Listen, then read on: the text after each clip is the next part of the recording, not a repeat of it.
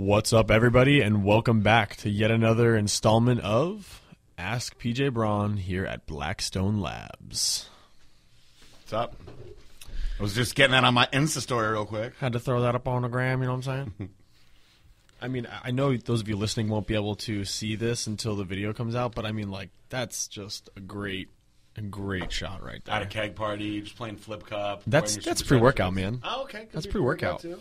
You know, that's how we do it here at the office. Could be flip cup, could be pre-workout. You know, not all of us want to pay Rossi $1 for the waters, so we just take a cup from the kitchen and just fill it up with water there and then mix it up with a fork. Who's that scoundrel in the background? That guy looks sketchy. That's the dude that you get your dime bags from. He just hangs out in the back. Oh, man, I hope you're getting more than a dime now. Shit, wasting that man time. No, he probably likes to break him down like that. You know, the tenors will get him more cash in the end. Well, he's going to hang out with Lewis a little bit, so. I shouldn't even make jokes like that. That's Didn't even make jokes like that. Oh, Lou. You set yourself up for that one. All right, so we'll just... Sets himself up for a lot. Can't. There must have been a reason he went to Egypt. All right, so this first question here is coming from a lovely lady named Tara. She says, "Hi, PJ. I have a question. Not sure if it needs to be on the podcast, but I wanted more insight on how you went about your cut, how much of a deficit you were in, cardio days per week, and overall thoughts and recommendations. I've attached my plan for my 12-week cut, macro attachment, as well as 2 photos. I am 30 years old, 5'8", and 190 pounds. I'm looking to be quite aggressive with this cut, and you can see how I plan on slowly taking away my calories while using cardio as an additional tool. Since majority of my weight distributes in my things, I feel I could be doing more cardio than planned." The majority of my weight distributes in my things? That's what it says. Since majority of my weight things? Distributes in my things. Like your boobies and your butt? Or your wiener? Thighs? Thighs, not things. Thighs. I feel like I could be doing more cardio than planned and maybe even being more aggressive with my calories. What are your thoughts on increasing my current cardio plan? Do you think that would be wise to bump that up or mainly focus on increasing cardio only when the weight has stalled? Like I said, I want to be aggressive, and I know that will come at losing muscle if I lose too quickly, but feel like I have enough fat to lose to take it aggressively. Keep up the hard work. Love the podcast. Thank you for your time, Tara. And here's a photo of her. Thank you. Know exactly who she is. Loyal Legion. I mean, I don't see where it says. I don't see the. It says she attached the macros. Yeah, I don't see those either. I don't see that. Maybe it just doesn't come through in the email the way that it. I don't need to get into the macros because realistically, no matter what any coach tells you or what I'm going to tell you, you have to pay attention to your body and what's happening. If you're making good results at a rate that you're happy with and you don't feel like death, then you should not abandon that because somebody else told you it's too fast or too slow. Like, I do things to myself that I always tell people, do not do what I'm about to do, and I know that because they're probably going to screw it up. So the stuff that I do, guys, like most of you will totally fuck it up and you'll screw yourselves up. But I know what I can and can't do. So I will suffer on really low calories and smaller amounts of food and higher amounts of cardio. And I will risk injuring myself or losing muscle and whatnot because I know that I'll get results really, really, really fast. And I don't have time to watch things happen slow and steady just for the sake of making sure that I'm okay. I don't have time for that. I don't have time to take things slow and steady just for the sake of making sure I'm okay. I don't have time. I don't have time to survive. I'm trying to win. That's it, man. You only got one shot. Oh, man, that was great. That was just like such good advice right there. Look, I'm trying to get as crazy as possible, as fast as possible. If death is in those requirements, it is what it is. I have a show to do. Right now, Eric, if you could edit in the 8 Mile theme music right here, just the beginning part, this is where everybody gets fired up. Oh, man. But that's just my mindset. I want to do this now. I don't care if it's not efficient. I don't care if it's extreme. I want to get it done fast. So when I make those crazy, like I did last year, I did the 30 pounds in 30 days. I was doing 3 hours of cardio some days, and I was eating no food. Like I was eating 4 or 5 meals a day of basically just fish and asparagus. I was just in survival mode. There are much more efficient ways of doing this. And if you're losing weight at around 1 pound or 2 a week, that's plenty. It really is. I mean, think about it. If you lost 1 pound a week and you were feeling great and you were managing your macros where you were not in a great deficit, and in 10 weeks you lost 10 pounds and you maintained or even put on some muscle, dramatically changed your composition, that's a big, big difference. So people see a number like that, and they're like, 10 pounds? I want to lose that in a week. And a lot of people are totally misconstrued on weight loss because of shows like The Biggest Loser, which are awesome, inspiring shows, but only enormously fat people can lose weight that fast. It's not reality. If you're 400 pounds, your body's like, for the love of God, please put me on a treadmill so I can lose some of this shit.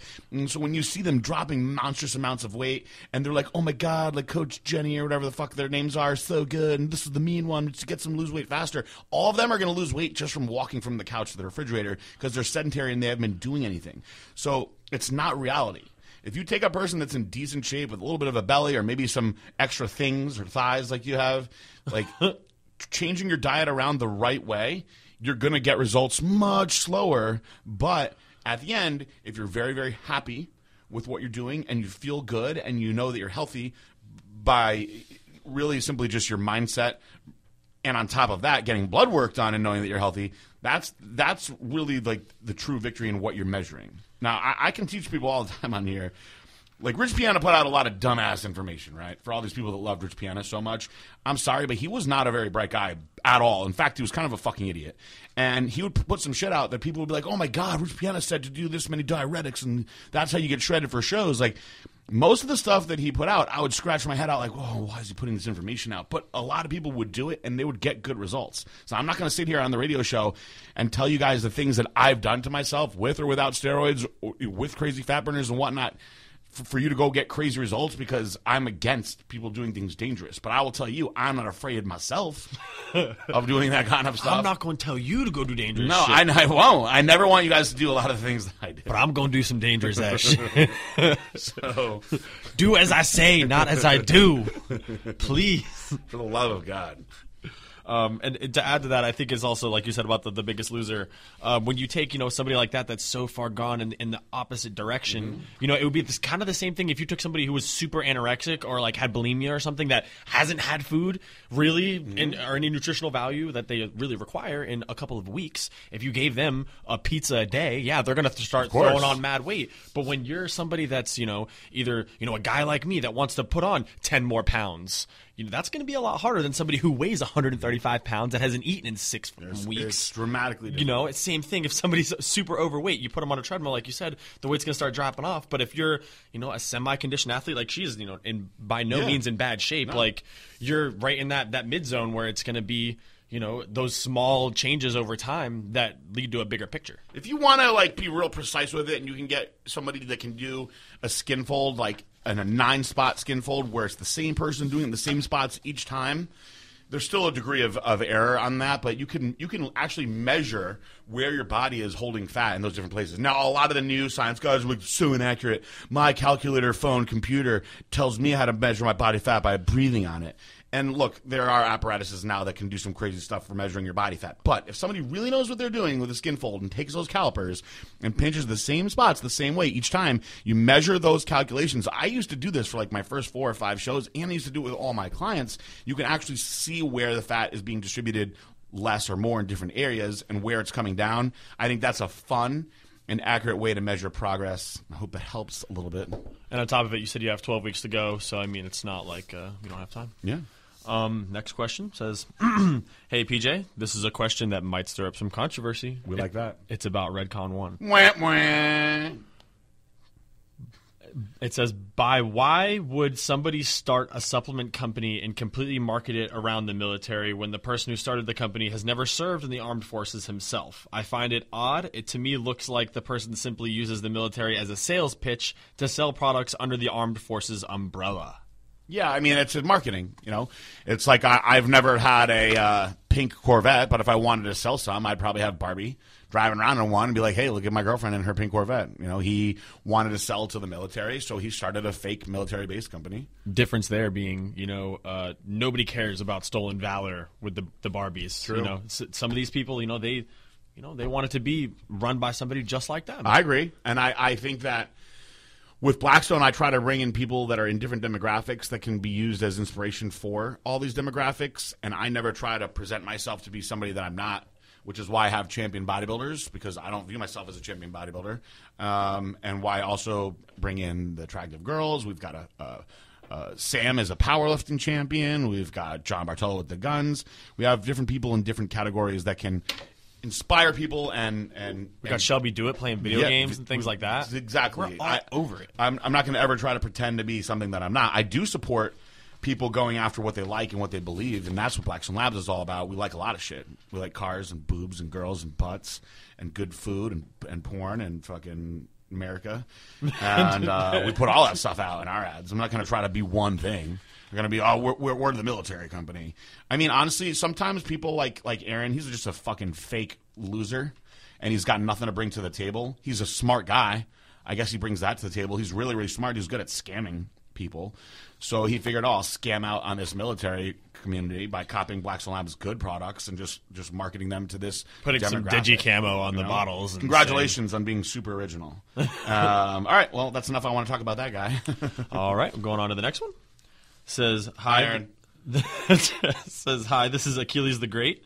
I apologize, I wasn't specific enough with my first question, so I'll add some details, and I hope it helps.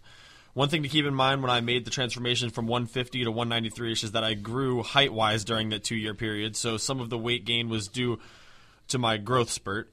Went from 5'9 to 5'11, age 19 to 21, my current age. And when I say bad diet, I mean a really bad diet. I was eating literally any types of foods. I focused solely on mass instead of staying as lean as possible while gaining muscle.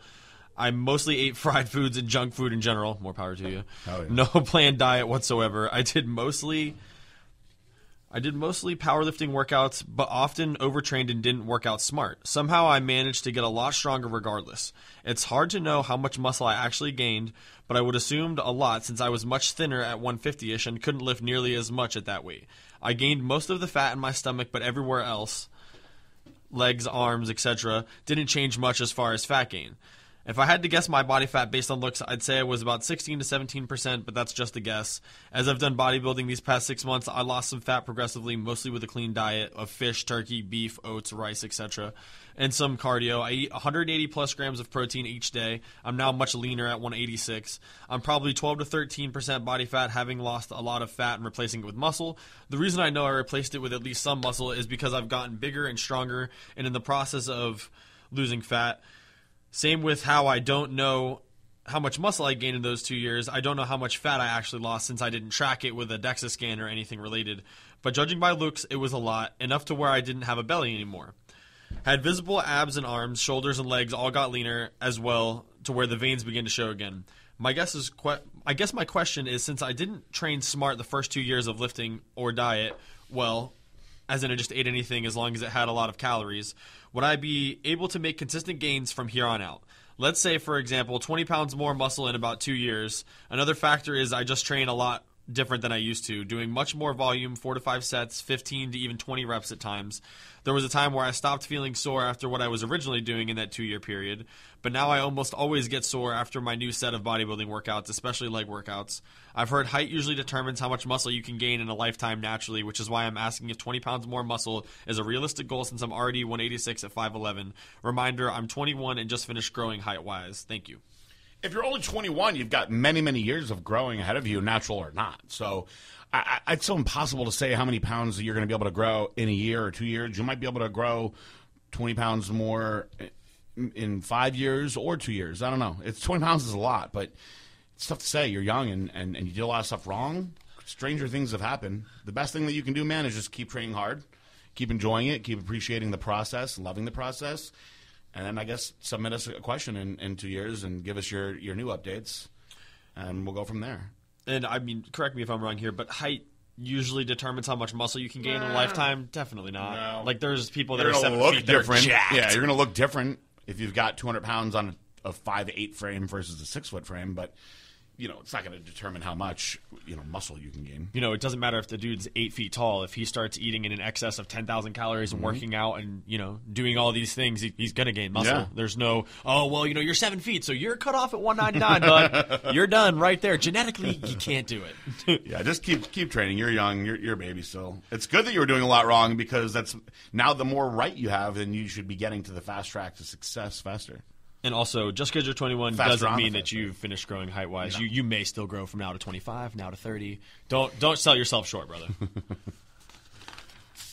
All right, next one comes from Grant. He says, hey, what's up, PJ and Josh? I have 2 questions for you guys.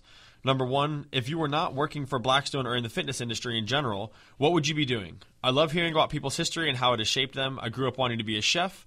Life had a different plan, and I'm now a fighter. It's my true calling, but I still have a passion for cooking and expressing my creativity in that way.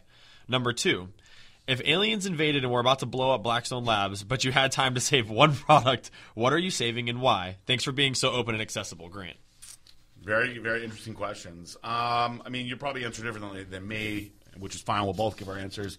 If I wasn't doing Blackstone Labs, I would be either a zookeeper or a UFC fighter.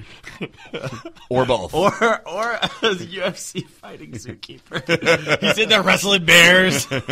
Start a whole new division. I have a passion for cooking also, so I'm glad that you're out there cooking. If aliens invaded and blew everything up, I would save the ice cream because what the fuck else am I going to eat if I'm sitting here all blown up with nothing else to do? I'm not going to sit there and chew on, recomp in the back room.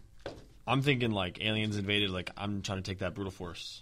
You know what I'm saying? I mean, are there girls around here anywhere? Because I'll keep Apex Male on hand to make sure my testosterone's working. I got to create a whole new generation. Yeah, or new race. Or maybe you're going to, hook up with one of the aliens to start a new race. Ooh. I would love to get a little alien poon. Have some little alien... like the Species alien. Remember her? She was hot. Natasha Hendrick? Oh, yeah, the Total Recall with the 3 boobies. The 3-boob alien. Just imagine if you mated with an alien and you guys made some crazy athlete/alien baby that was extremely smart. Like Blake Griffin? But also could, jumps all over the place? Yeah, if I wasn't working for Blackstone Labs, I have to be totally honest, I have no clue where my life would be right now. Blackstone Labs is hands down, I've always loved working out since I was 18, 19. Never in my life would have ever imagined I would work at a supplement company or be this involved with people who are such a top tier in the fitness industry. Holla. I never would have imagined that I'd be, meeting people like Akeem or, Karen or any of these people. And if I wasn't here at Blackstone Labs, I truly have no idea where my life would have taken me, because this is it, man. This was such a surprise from the beginning, and it has taken me through so many different places that I truly have no idea. Trevor, what would you be doing? Working at AT&T. Fuck that place. Working at AT&T. I'm working for Sprint Mobile. Well, for nothing basically, and now I have a career. Yeah, that's the American dream right there. Trevor was living the American dream. He walked out. It was like, who's coming with me? Nobody went. Just him. Well, if I was just going to be doing the same job that I had before I started working at Blackstone Labs, I would be doing maintenance outside of the Palm Beach golf course. How about that? Yep. Maintenance outside the Palm Beach golf course. Like cutting the new holes every day on the golf course. Cutting the new holes. Yep.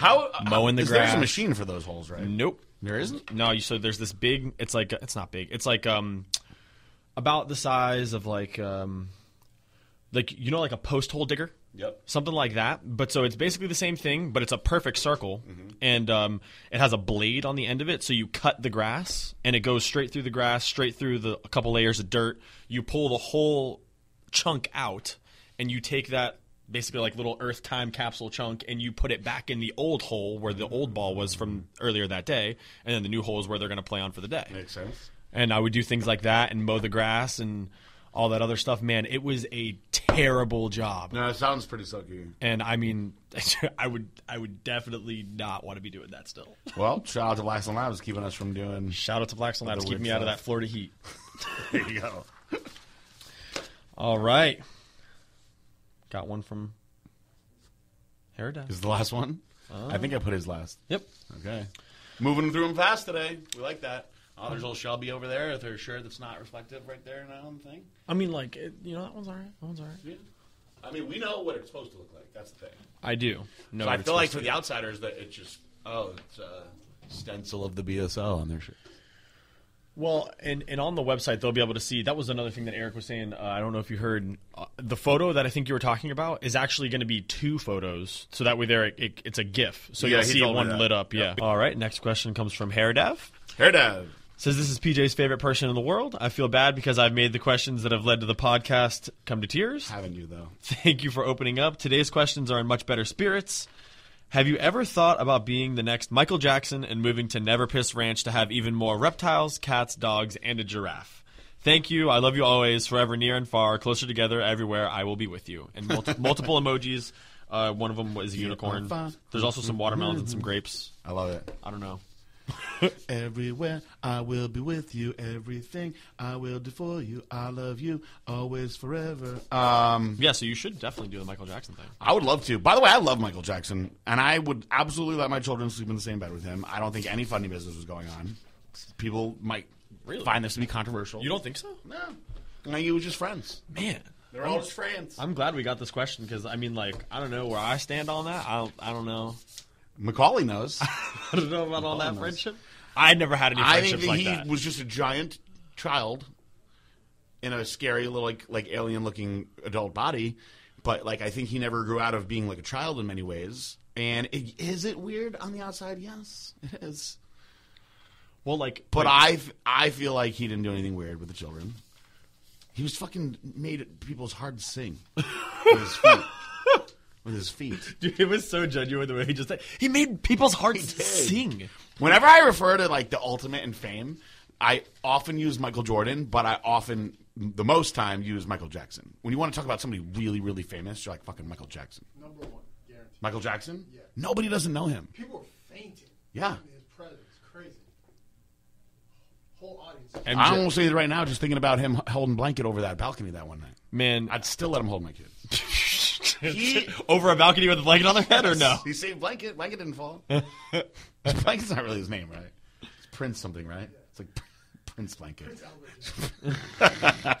But either way, whether you're Michael Jordan or Michael Jackson, MJ is apparently just the initials you need to have. Yes. If you have that, you're probably just going to do name well my in kid life. MJ. Philip MJ Braun the third. Because he gets the MJ and the Roman numeral 3. Montel Jordan. So his initials are going to be PMJB 3? Yeah. PMJB 3. PMJB3. Honestly, I don't remember what the question was at this point. Oh, if you want to move to the ranch to have more. Yeah, I would love to. Honestly, I would love to, if I could have like a Neverland Ranch type of property that I could live on. For starters, I'm getting my heart is filling with glee right now. Just imagining giraffes and shit running around. I would never go to work ever. I would invite people over. First of all, I invite people over all the time. Stefan is a regular at my house these days. If you like playing Pokemon and weird fucking children's games like that as an adult, fucking FaceTiming people and shit, then my house is the place for you. Not that I play any of it. I am going to invest in some sort of like video game system. Dude, get a Nintendo Switch. I got to learn a game. Get a Nintendo Switch. Game. Get a Nintendo What if Switch. I just got a Wii? No, so that's like the Nintendo Switch is the new Wii. That's the new Wii. Yeah. I want to do like stuff where I can be active on it. Dude, I brought my Nintendo Switch today. Uh-huh. Dude, just get a Switch. It is the best gaming console to come out, at least in the last 10 years. I got to be honest, I feel like it's a little bit not fair that Shelby gets to do like her job and I don't get to do that. Like now that we paid to bring her here and do it, once I figured out what her job was, and like I go by there to like see what she's doing, and I like quietly open the door and she's like turns around the controller and she's like, I'm playing right now, I'm streaming. I'm like, oh, that's cool. Nice to be fucking you. How about somebody put me in a room and let me play fucking video games all day? No, by the way, and we all love Shelby here. I think it's a fucking sweet gig, but I would like to figure that like an hour or two of my day into the video game playing. Yeah, let's figure like what if I'm really good and I've been missing out all this time? We could figure like 3 or 4 hours of my day into I mean, if we get a game that I like playing, I know, and that we could somehow turn it into dollars, like if the people that are going on these fucking streaming things Have and you paying. played Fortnite or seen somebody play Fortnite? I've heard the discussions, and that's all I really know. So when we're done with this podcast, I will break out my Switch and I will show you what I don't Fortnite have is time like. to look at it. I have the locksmith coming to my house. That's right. You got to go to the locksmith. Yeah, I got to work out still. I got to You got to be there before 5, right? I got a lot to do in a short amount of time. All right. Well, it's 4:30 now. You got to be there Trying before to get 5. this dig wet later? No, I'm just Oh damn, boy! What's up? I'm just making shit up now. Well, y'all, I think we we got through these questions pretty quickly for y'all. It was a quicker episode. We usually do this on Thursdays, but PJ is heading to Mexico tomorrow. They like them short and sweet like this. Yeah, me and Fabian and Jessica Kiernan, we're going to Mexico, kicking ass, taking names, selling some products, doing expos. I'm going to have my shirt off at one point. Not sure why. Fabian arranged it. PJ is going to be on the front cover of the official Mexican magazine. It's called Mexico.